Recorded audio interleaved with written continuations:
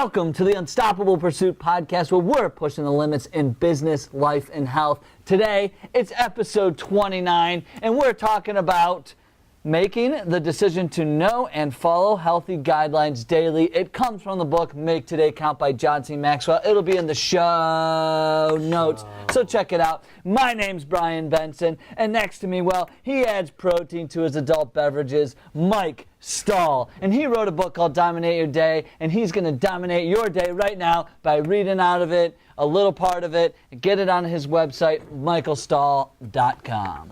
All right. All right. Woo! 2 health-friendly oils are olive oil and coconut oil. These 2 oils have numerous health benefits and should comprise most of your cooking on a daily basis, especially coconut oil. Coconut oil contains healthy fats that both our brain and our body can use effectively. Use both of these oils when you're cooking and or supplementing with a solid omega-3 DHA fish oil pill would be a great way to improve the consumption of healthy fats in your diet. The quote at the bottom says, "I find that the harder I work, the more luck I seem to have." And that was by the famous Thomas Jefferson. Create your own luck. You know what? I love like the that. I love the other saying is be your own Santa Claus. It's not like, hey, I hope Santa Claus brings me this year. It's like, dude, just go out and create the wealth and then go buy the things that you want. Screw Santa Claus. I'm bringing my own shit this year. Ho, ho, ho. All right. We're going to dive kind of into this right now, but I'm just going to sort of read this this little part right before it, and then we'll go into the main point. Yeah. So if you know the value of good health, yet you've had a hard time making the commitment to know and follow healthy guidelines, here are some suggestions to help you turn your attention to the subject and tackle it. And I think that kind of prefaces what we're about to talk about. So the first one is have a purpose worth living for.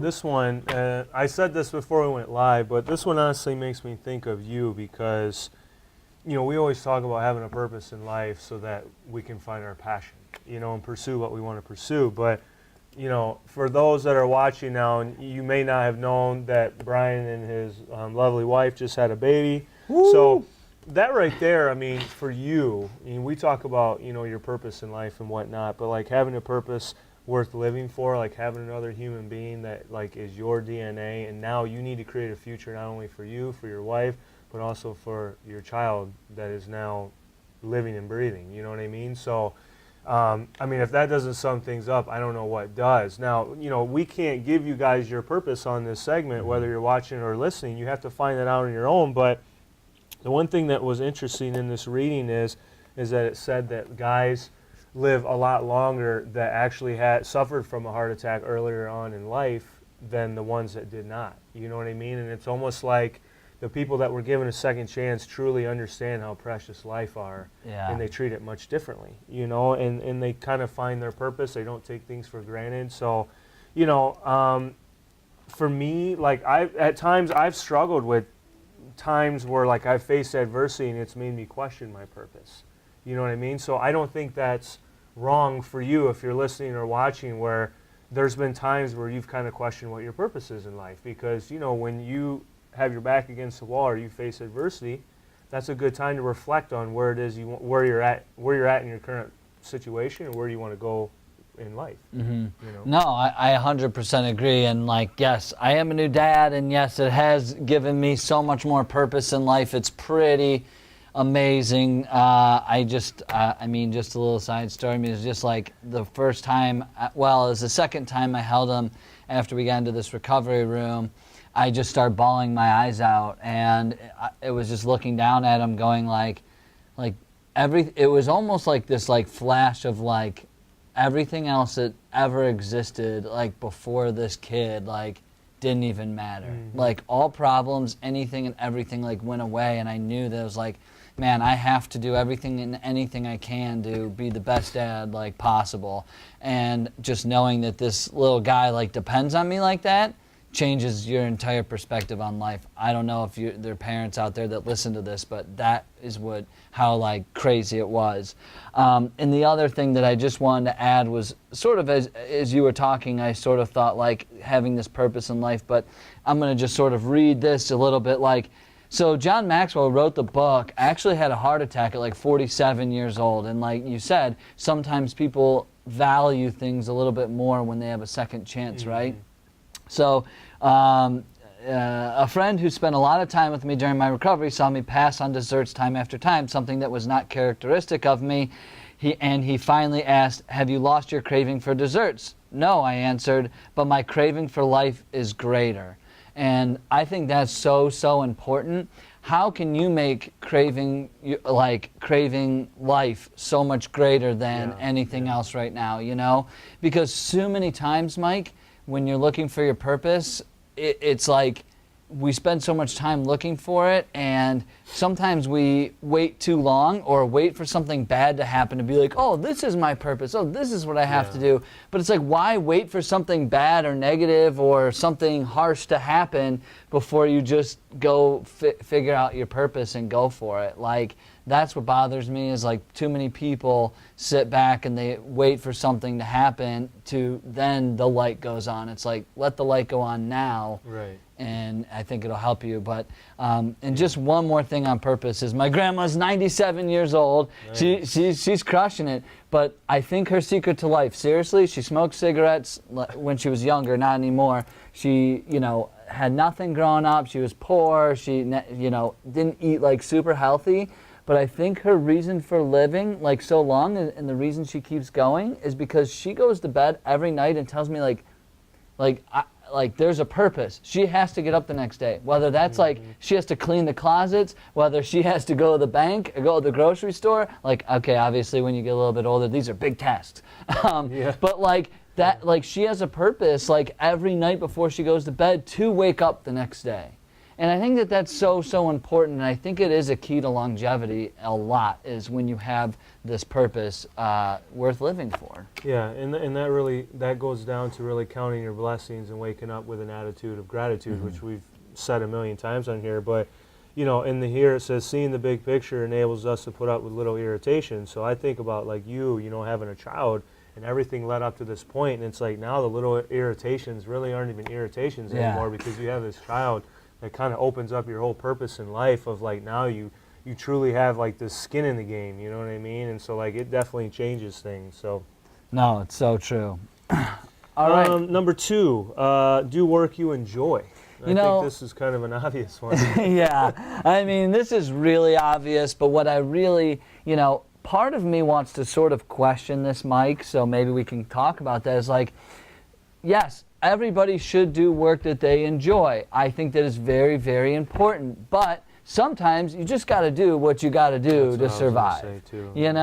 And sometimes that comes with doing shit that you don't want to do. And that is really, really tough. But I think within any job, within any career, or if you're an entrepreneur, you can find the things that you do enjoy and make you happy, and try to do more of those in your job.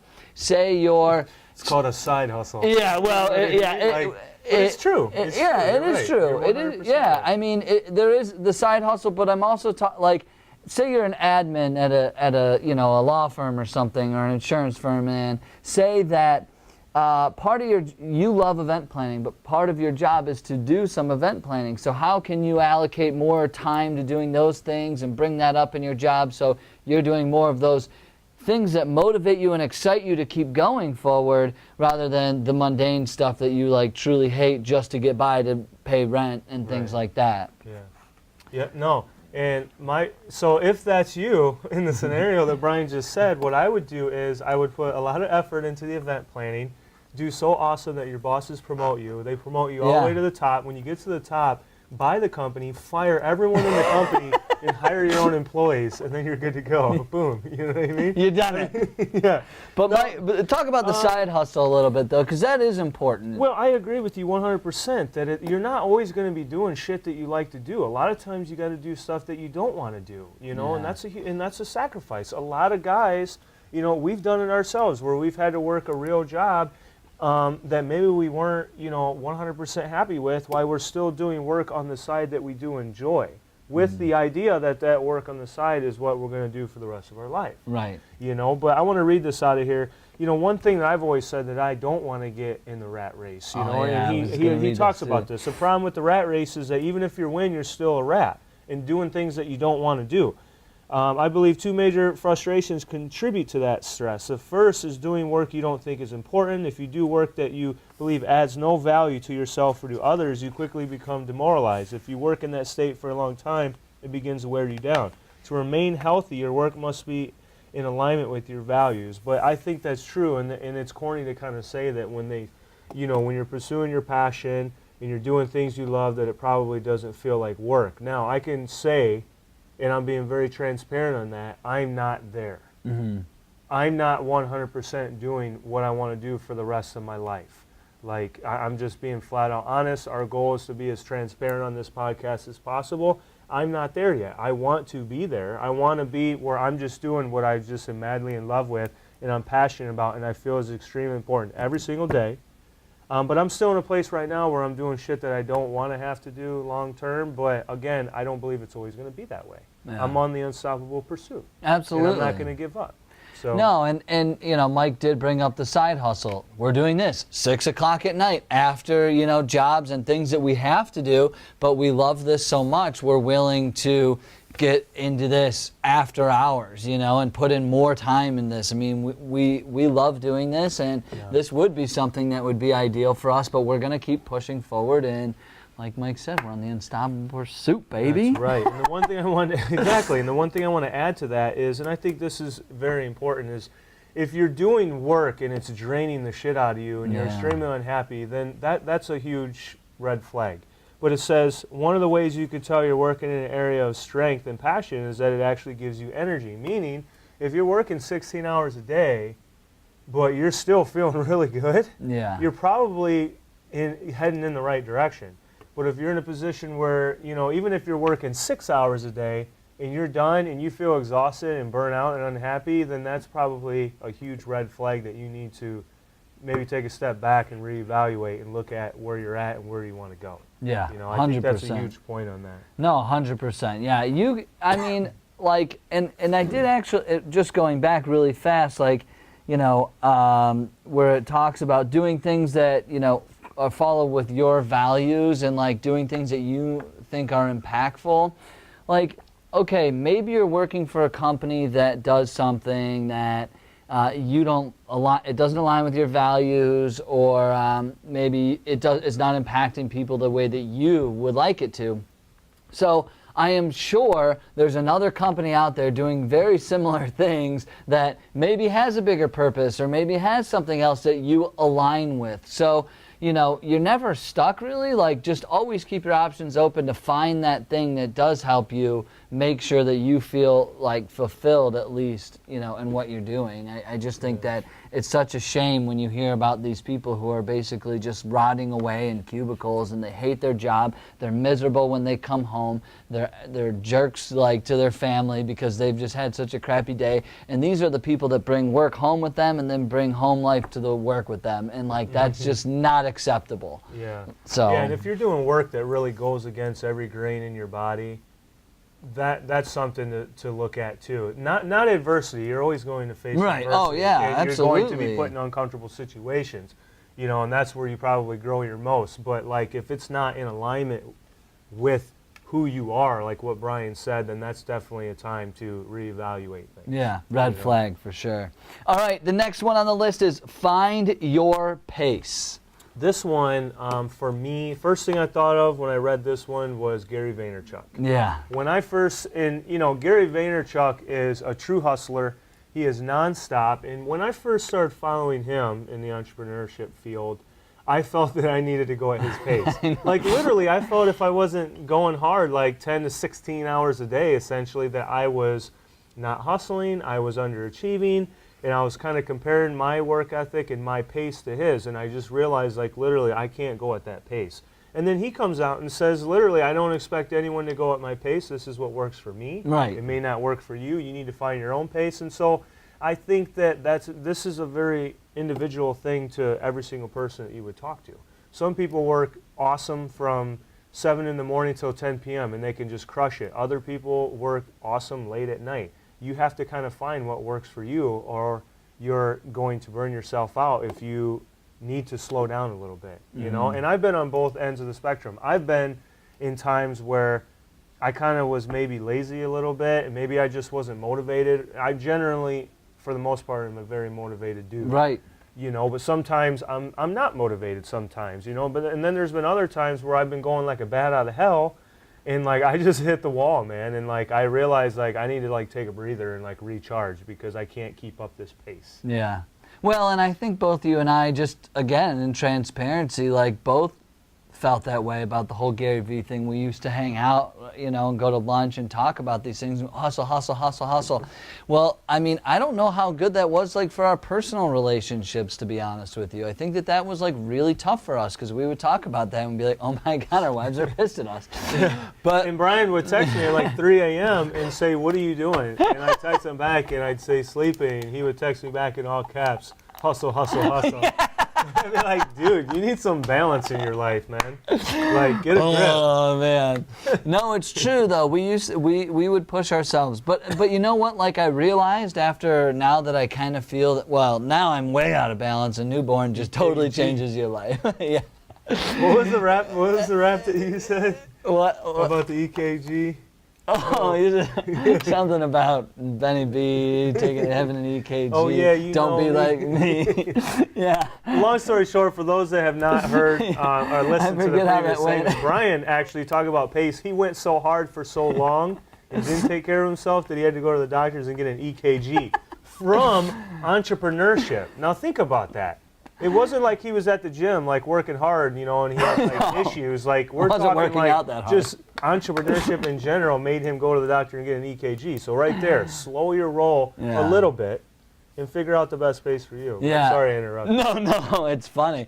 I forget how that rap went. I'll have to think about that. But yeah, it definitely was, you know, that was eye-opening for me too. And then I realized that, you know, just because I wasn't going Gary Vee hard, like I wasn't being effective. Like I know my effective hours now, you know, it's from 5 a.m. till probably like 4, you know, or 5. So then I'll do stuff like, you know, later on at night, but like I know my most effective hours are between like really effective, like 5 a.m. and 2 p.m. And that's where I'm like so zoned in. Like half the time I don't even eat lunch. I'm just so zoned in. But then now things are changing. I got a kid, so I don't know when I'll sleep. I don't know when I'll sleep next. But yeah, it's true. You got to find your own pace. It's definitely a personal thing. All right, what is this, number 3? Yeah, I think so. Okay, number 3, accept your personal worth. 1, 2, 3. No, it's 4. Oh, 4, number 4, sorry. Yeah. Accept your personal worth. I mean, you know, this is something that I find, you know, very, very interesting. This is one that you and I talk about a lot often I mean, to yeah, each other, you know, about believing in yourself. It's kind of funny. I was listening to How to Win Friends and Influence People by Dale Carnegie on the way here. And I've also listened to this other book called The Psychology of Selling by Brian Tracy. 2 really good books. If you guys have not read them, you should. But in that book, the person that they were talking about that was really crushing it and doing well, in the sales book, the guy says every time before the salesperson, like, because Brian Tracy is a well-known sales coach. He's just huge.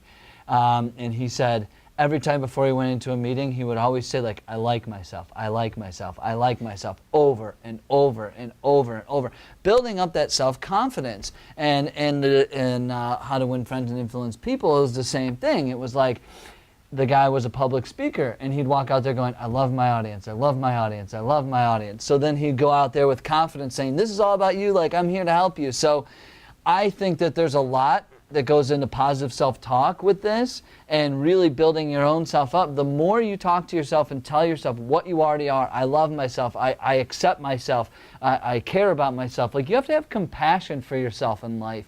If you don't, then you'll run out. Like, you need to have self-compassion. Like, you need to give yourself a hug. You need to love yourself more than you love anybody else in the world, because you can't love anybody else until you love yourself so fully that you can give more to other people, in my opinion. Yeah, in entrepreneurship, you I think entrepreneurs tend to be very hard on themselves and very critical because, you know, they expect such lofty goals for themselves, and they feel a different calling to be innovative and visionary that, you know, again, you have to love yourself.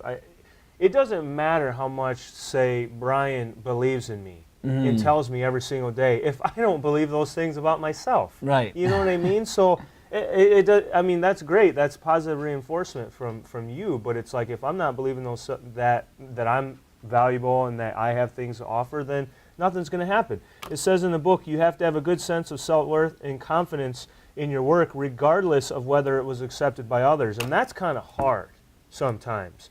For example, Really like hard. if I know I'm writing awesome blogs that are full of educational, awesome, factual, not alternative facts, but real deal facts. I had to throw a little political thing in there, alternative facts. But I'm not getting the likes and the comments and the shares on Facebook. I'm like, damn, sometimes that bothers me because I'm like, this is good information. But I have to remind myself that it is good information. Yeah, right. Even if it's not really accepted by others, you know. And it says that's certainly not true of everyone. In fact, a poor or distorted self-image is the cause of many health-threatening conditions and activities, from drug use and alcoholism to eating disorders and obesity.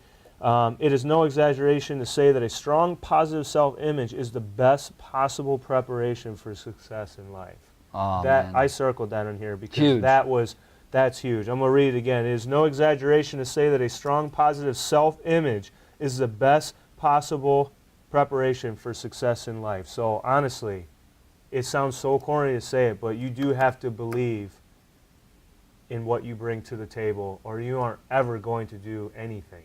Yeah. I mean, honestly. Straight up, man. And did you watch the Super Bowl? Yeah. Did you watch the halftime epic, performance? yeah. Did you watch Lady Gaga? Yeah. Did you see all the body shaming things that have come out from her? Yeah, and honestly, I was like, wow, because I honestly thought that was an awesome performance. I thought there was not one glitch in the entire thing. Lady Gaga rocked it. You could tell she was confident. She was passionate. I was like, when it was done and over with, I was like, wow, man, that was pretty impressive. Oh, dude, I felt the same. And now all this body shaming stuff that came out about her, like, but you know what? She just responded like, I love my body, and you should too. Like, that was like it. Like, she's just like, awesome. I love who I am. I love this body. I love this. I mean, that's what her whole song about is, like, born this way. Like, but like, dude, she knows deep down so much who she is. Like, I've seen interviews with her, like, she's like, no, I'm not going to rep this product because I don't believe it doesn't align with me, and it doesn't, you know, who I am. And like, so she's always just like somebody who has so much self-confidence in who she is and what she sings about and what her work is about. And honestly, like, I just got to give her like mad props. Like, seriously, I just think she's just like a baller in that regard, and if more people felt that way, like, they would probably be more successful. Too many people let that little gremlin get into their head that's like, oh, you're not. If she were to say, like, I look fat in this outfit, and like didn't go out there and do that, and didn't present her amazing work, like the songs that she's written, and like got like so much energy in there, I mean, dude, she would never be where she is. She wouldn't be worth hundreds of millions of dollars crushing it. Like, and people just listen to that little gremlin in their head too many times, and there's no self-confidence, and then therefore they don't put any worth on themselves, and then they don't do what they're supposed to do. Right. And that bothers me. And I think you would be in agreement with me if I said that the halftime show for the Super Bowl is probably one of the biggest stages in the entertainment industry, right? Oh, yeah. So 100%. I can 100%. guarantee you that if Lady Gaga, when she first got into her industry, and if she actually cared so much about what everyone was saying about what she was wearing and what she was saying and just everything in general, do you think that she would have ever gotten to the height of performing at the Super Bowl halftime show? Probably not. No. Which goes back to the point of accepting your personal worth and not giving people discounts. So she said, you know what? I'm not going to give my audience a discount and allow them to say, oh, you're fat, and me accept that and enable them. She's like, hell no, I love my body and you should too. Like, she shut her haters down right in their tracks. You know what I mean? Totally. So, you know, you do have to listen to your audience, but there's a difference between listening to your audience and hearing what what they want so that, you know, you can be successful, or just listening to your audience and listening to say negative shit that's not going to help you improve in any way. Yeah, you know what I mean? Totally, So, totally. She yeah, I blocked think it that out. Lady Gaga thing, I mean, I think that's an awesome example of knowing your personal worth and what you bring to the table and rocking that shit. Yeah, I agree, man. All right, and the last one here is laugh. Wow. Wow. Two creepy laughs. Oh my gosh. Why did we both? Sorry if you're driving in your car listening to this right now. Why did we had get to like? We get so high pitched right If you had to check your frequency to see if I know why you this were is. still listening to it.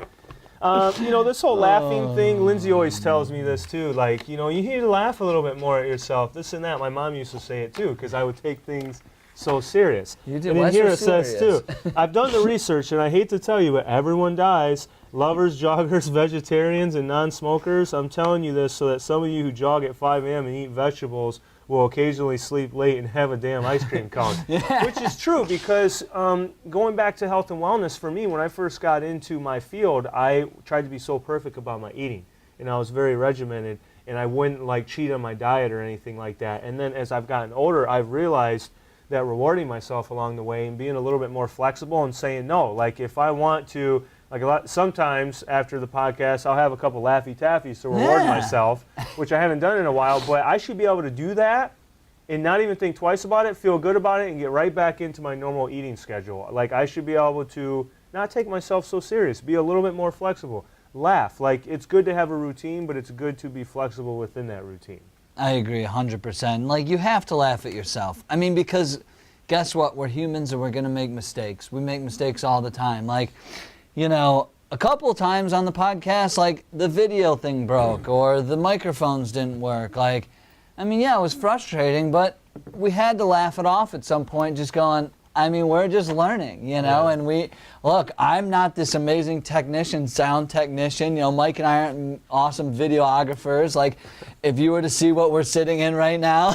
If you were to read Brian and I's text messages back and forth, we often make fun of ourselves in areas where we know that we're not doing so well in. All the time. You know what I mean? I won't go into all those areas because you don't need to know that stuff, but you know, things that him and I suck at, like that we're like trying to accomplish or something, we often, you know, make fun of it through text messages because I think it probably makes us laugh a little bit about it. And then it says in here, if you can laugh at yourself loudly and often, you will find it liberating. There's no better way to prevent stress from becoming distress.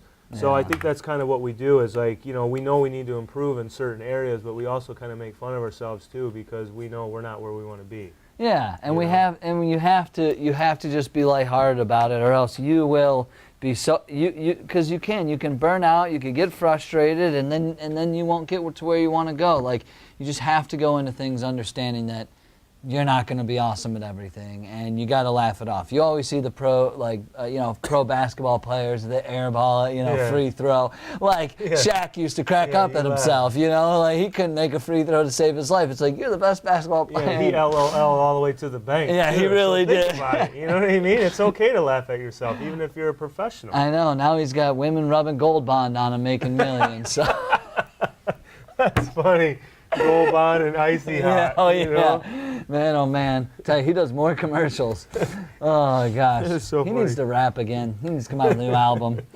All right, let's go into the challenge. And the challenge today is going back to the Find Your Pace. I thought that was a good one because you can listen to this podcast, you can listen to Gary Vee, you can listen to Andy Fusillo, you can listen to all these people out there and compare yourself and try to do all these things, but you are your own person, you have your own definition of success, and only you know what failure is. And that means you haven't done what you need to do every single day to be your best. So you have all that power in your hands. So the couple things I did want to say about the challenge is, don't do too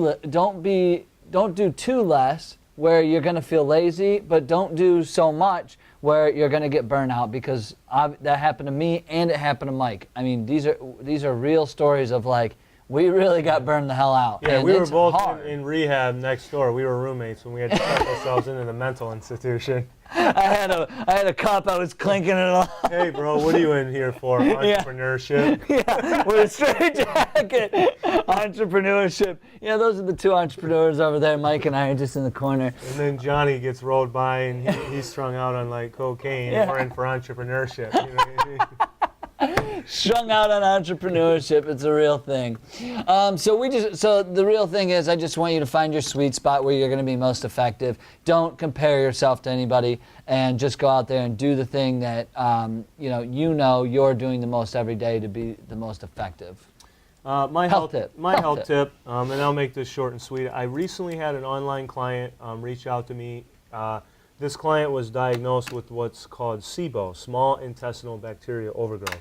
So it got me looking into it a little bit on my end. And basically what it is the stomach bacteria, which I've talked about in previous segments about how important it is to keep it healthy. There's an overgrowth of the bad bacteria, and it can cause a lot of issues like diarrhea, your stomach kind of bulging out because you're bloated and whatnot, indigestion, all sorts of issues. So after researching it, there's actually a specific antibiotic, and this is the only time I do recommend taking an antibiotic, is if you officially are diagnosed with SIBO. There's a special antibiotic that you take that will make it to that specific area in the small intestine and kill that bacteria. But it also sheds light on the importance of, again, taking probiotics to help balance out and keep your stomach bacteria diverse, which they call the microbiome. Another thing to do too is it also shows that cooking with or ingesting, even taking a spoonful of coconut oil once or twice a day. Coconut oil has what's called lauric acid in it, and that actually kills some of the yeast in your body, especially in your stomach. So that's like kind of a natural route. And then drinking your apple cider vinegar, I take like a tablespoon or two, either in the morning with water and I chug it as a shot, or at night. That helps with digestion.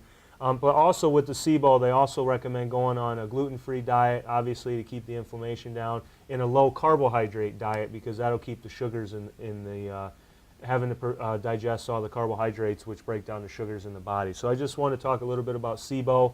If you're feeling like you're extremely bloated all the time, maybe go to your doctor and bring that up with them and discuss that and see if that's possibly something that you may be experiencing. Cool, man. Love it. All right. Thank you, everybody. Thank you for joining us. Thank you for hitting us up on Facebook Live, Instagrammers. What's up? Check us out on YouTube. Check us out on iTunes. Like our pages. Come on, comment, like, share. Oh, man, he's getting crazy. And we'll see you all on the next, Bucci, episode.